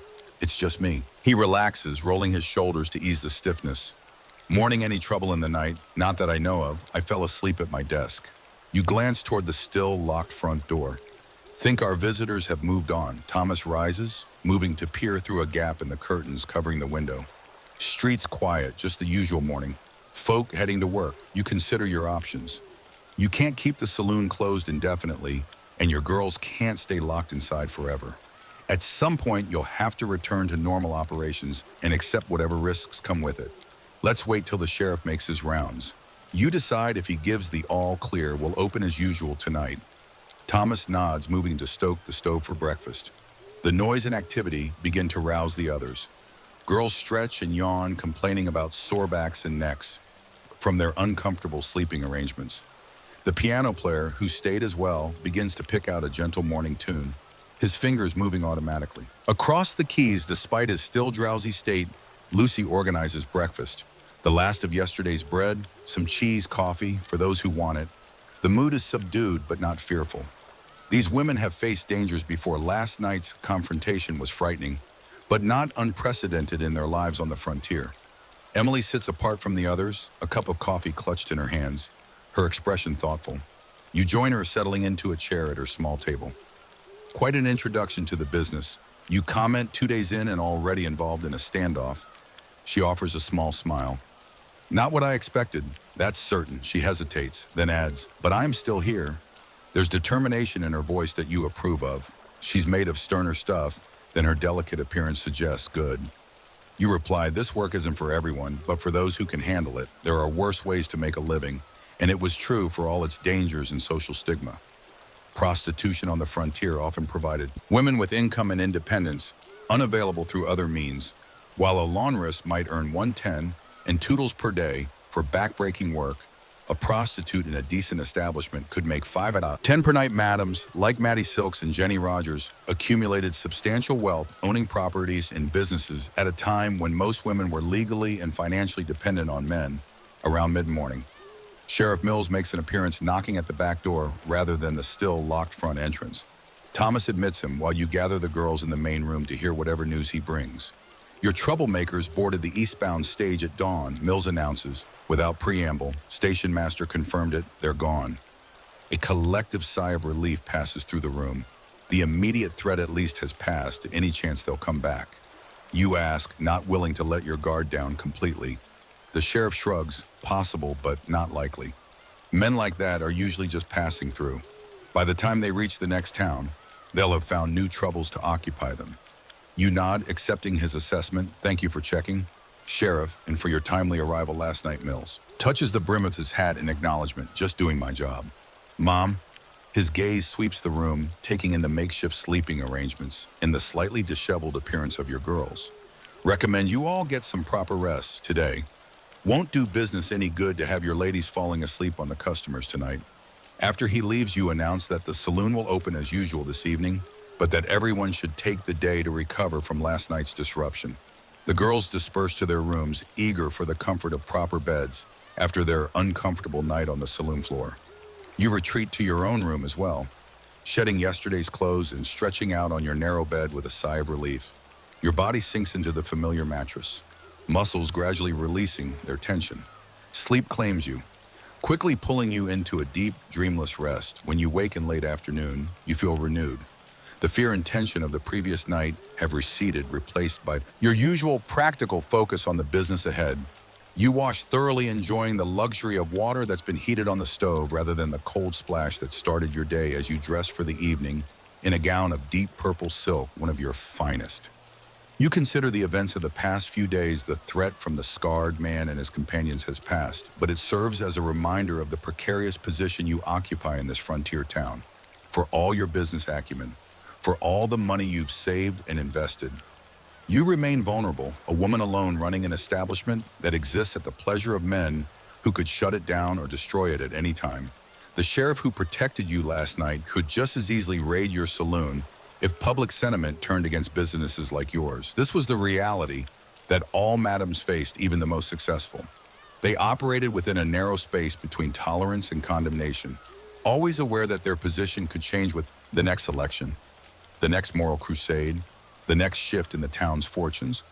Many tried to secure their status through charitable works and community involvement. Maddie Silks was known for buying clothes and school supplies for poor children in Denver. Jenny Rogers contributed to civic improvements, even Squirrel Tooth. Alice, a Texas madam known for her distinctive dental feature, regularly donated to her local church. Though she was not herself welcome to attend services, as you finish dressing, you find yourself thinking about the future. How long can you continue in this business? What comes after? Few madams manage graceful retirements. Many succumb to the hazards of the profession, violence, disease, addiction. Others simply faded from prominence, as age made them less appealing to customers who valued youth and beauty. Maddie Silks was one of the exceptions. After years of running a successful brothel in Denver, she eventually married a cattle dealer named Jack Reddy and lived out her days in relative respectability. Jenny Rogers was less fortunate, struggling with health problems in her later years. Before her death in 1909, your own savings, carefully accumulated and invested over the years, might be enough for a modest retirement somewhere far from here, where no one knows your history. A small house, perhaps, a garden, books to read, simple pleasures, after years of managing the complex, often dangerous business of running a brothel. But not yet first. There's tonight's business to attend to, tomorrow's supplies to order, next week's accounts, to balance the daily work of survival and success that has defined your life for so long. Downstairs, you find the saloon already coming to life. Thomas has the bar stocked and ready. The piano player is warming up with scales and simple tunes. Your girls, rested after their day off, are in good spirits as they prepare for the evening ahead. Lucy approaches as you survey the room. "Everything's ready," she reports, "and we've got a new girl arriving tomorrow." On the afternoon stage, Bessie over at the Broken Spoke recommended her. You raise an eyebrow at this, one of Bessie's girls. "Why would she send anyone our way?" Lucy shrugs. Apparently the girl was asking about better places to work after what happened with that scarred fellow. Bessie told her to try here if she wanted a safer establishment. It's an unexpected compliment from a competitor, especially one like Bessie, who usually cared little for the welfare of her employees. Perhaps the violent death in her brothel has prompted some reflection on her business practices.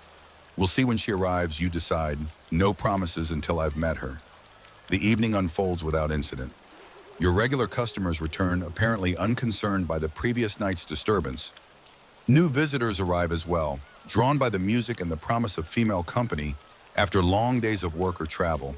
You make your rounds, greeting customers, ensuring drinks are served promptly, mediating the occasional minor dispute. The familiar rhythm of the night settles around you, comforting in its predictability.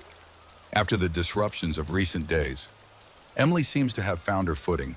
She moves among the customers with growing confidence, laughing at their jokes, accepting drinks, occasionally leading a man upstairs when terms have been agreed upon. She's a quick learner, adapting to the unspoken rules and expectations of the establishment. By midnight, the saloon is doing brisk business. The piano music has shifted from gentle background tunes to livelier dancing numbers. The noise level has risen with the consumption of alcohol, laughter, conversation, the occasional shout of greeting. When someone new arrives, you find yourself at your small desk reviewing the night's earnings while keeping one eye on the room. The figures are good, better than average for a weeknight. Perhaps the excitement of the past few days has actually been good for business, bringing in curious customers who wouldn't normally visit. As you make these calculations, you notice Lucy approaching with a concerned expression. Trouble, you ask quietly. She gestures subtly toward a table in the corner, where Rose is sitting with a well-dressed stranger. The man is leaning too close, his hand gripping Rose's arm with visible force. Her smile has a strained quality that signals discomfort. You rise smoothly, making your way toward the table. This is part of your role as madam, protecting your girls from customers who might become problematic, intervening before situations escalate into something more dangerous. Good evening, you greet them, your tone pleasant but firm. Rose, I believe Mary needs your assistance. For a moment, it's a code phrase you've established with your girls, offering an excuse to extract themselves from uncomfortable situations. Rose nods gratefully, pulling her arm from the man's grip. If you'll excuse me, sir, she says with practiced politeness. Duty calls, the man frowns his hand, reaching for her again. I paid for your time and you'll have it. You assure him, stepping between them as soon as Rose has helped Mary with a small matter. In the meantime, perhaps I can keep you company. It's a delicate balance, maintaining the customer's interest and ensuring he doesn't feel cheated, while still protecting your employee from his increasingly aggressive behavior. You signal Thomas with your eyes, a slight tilt of your head that he recognizes immediately. He moves closer to the table, ostensibly to offer more drinks, actually to provide backup if needed. The man looks you up and down, his expression dismissive. No offense, but I prefer something younger. You smile, unsurprised and unoffended. Of course, Rose will return shortly. In the meantime, please enjoy a drink on the house. You gesture to Thomas, who promptly pours a generous whiskey. The free alcohol pacifies the man temporarily. By the time he finishes it, you've arranged for another girl, Jenny, who's more experienced in handling difficult customers, to take Rose's place. Crisis averted, at least for... Now, this kind of management was constant in a successful brothel. Madams needed to be alert to potential problems, skilled at diffusing tensions, and willing to step in when necessary to protect their employees. They balanced the need to keep customers happy with the imperative to maintain order and safety within their establishments. As the night progresses toward its inevitable conclusion, customers gradually depart. Some head home to families who pretend not to know where they've been. Others who've paid for the privilege retire upstairs with your girls for the remainder of the night. A few diehards remain at the bar, nursing their drinks and sharing increasingly exaggerated stories. You find yourself back at your small desk, tallying the night's earnings while stifling occasional yawns. It's been a long few days, and the lack of proper sleep is catching up with you, despite your afternoon rest. Emily approaches as you finish your calculations, handing you her portion of the evening's earnings. Good night, you ask. Noting the substantial amount, she nods, a small smile touching her lips. Better than I expected. You're adapting, shall you? Observe, some girls never get comfortable with the work. I'm not comfortable exactly, she admits, but I'm managing, and it's better than starving or scrubbing floors until my hands bleed. It's a pragmatic assessment that you appreciate, no romantic illusions about the nature of the work, but no self-pity either. Just a clear-eyed understanding of the limited options available to women in her position. Get some rest, you tell her. Tomorrow's another day. As she turns to go, she hesitates. Thank you, she says quietly, for taking me in, for keeping us safe last night, for everything. This simple gratitude catches you off guard in this business. Thanks are rare. Most transactions are strictly commercial. Services rendered. Payment received. Personal connections, while they exist, are rarely acknowledged. So directly, you're welcome, you reply, surprised by the warmth you feel toward this young woman who arrived at your door just days ago, desperate and alone. Perhaps you see something of your younger self in her determination to survive. Whatever challenges life presents, after Emily leaves, you complete your final task for the night, securing the cash in your hidden safe. Checking that doors are locked, ensuring lamps are extinguished. Thomas has already cleaned the bar and retired to his small room off the kitchen. The piano player left hours ago. The saloon is quiet except for the occasional creak of the building settling. Finally, you make your way upstairs to your own room, your body heavy with exhaustion. You remove your finery with slow, careful movements, hanging the purple silk gown to prevent wrinkles. The matching shoes are placed neatly beside your dresser. Your hair is unpinned, falling in a gray streak down your back in your simple cotton nightgown, with your face scrubbed clean of rouge and powder. You look your age, the fine lines around your eyes and mouth tell the story of years spent in smoky rooms managing difficult situations, building a business in a world that never wanted to acknowledge women like you as businesswomen at all. You settle onto your narrow bed, feeling the familiar lumps of the mattress beneath you. Your body gradually relaxes into the thin padding, finding the comfortable spots worn into shape by years of sleep. The sounds of the night drift through your window. A distant dog barking, the occasional voice of someone making their way home late. The soft rustle of wind through the cottonwood trees that line the main street. These sounds have become the soundtrack of your life, as familiar as your own heartbeat. Your thoughts drift to the events of the past few days, the threat from the scarred man and his companions, Emily's arrival and initiation into the life, the ongoing challenge of running a business that exists at the margins of society's acceptance. So many women like you shaped the development of the American West, though history would rarely acknowledge their contributions. Madams who built businesses, employed others, invested in property and infrastructure, contributed to civic improvements. Women who carved out independence in a society that offered them few legitimate paths to self-sufficiency. Maddie Silks, Jenny Rogers, Pearl DeVere, Squirrel Tooth, Alice Ked Thompson, Dora Duran. They and countless others whose names have been forgotten were as much pioneers as the men who struck gold or drove cattle herds across the plains. Your breathing slows as these thoughts wind through your mind. The weight of the day's responsibilities begins to lift from your shoulders. Your muscles tense from hours of vigilance gradually unwind. The mattress seems to grow more comfortable beneath you, cradling your tired body. The simple cotton sheets feel cool and soothing against your skin. Your eyelids grow heavy, the events of the day fading as sleep approaches you. Feel yourself drifting.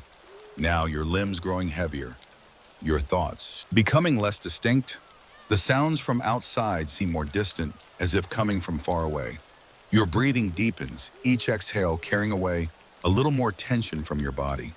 That's it. Let yourself sink deeper into this comfortable place. Feel the weight of your body against the mattress, the gentle release as each muscle relaxes completely. There's nothing more to do tonight. Nowhere to be. No one who needs your attention, just this moment of perfect stillness and comfort.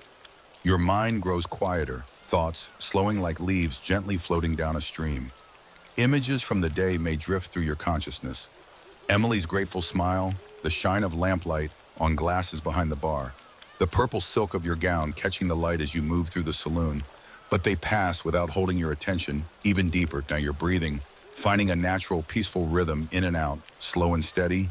Your heartbeat calms your body, growing warmer and heavier with each breath. The boundary between wakefulness and sleep becomes blurred, indistinct. And as you surrender to this sweet heaviness, this gentle pulling toward rest, you might wonder briefly about tomorrow and all the tomorrows that will follow.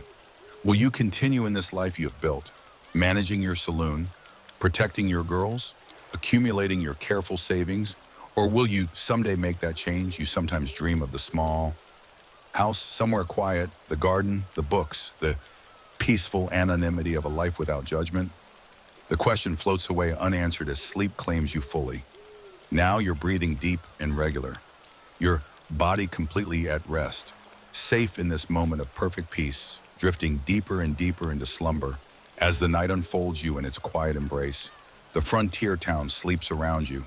The miners in their boarding houses, the merchants in rooms above their shops, the cowboys in trail camps beyond the town limits.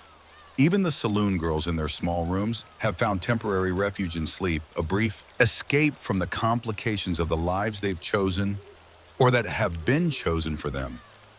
And you, Madame Catherine, keeper of secrets, manager of desires, businesswoman in a man's world. You sleep too, your dreams perhaps carrying you to that quiet place you sometimes imagine, or perhaps returning you to moments from your past experiences that shaped you into the woman you've become.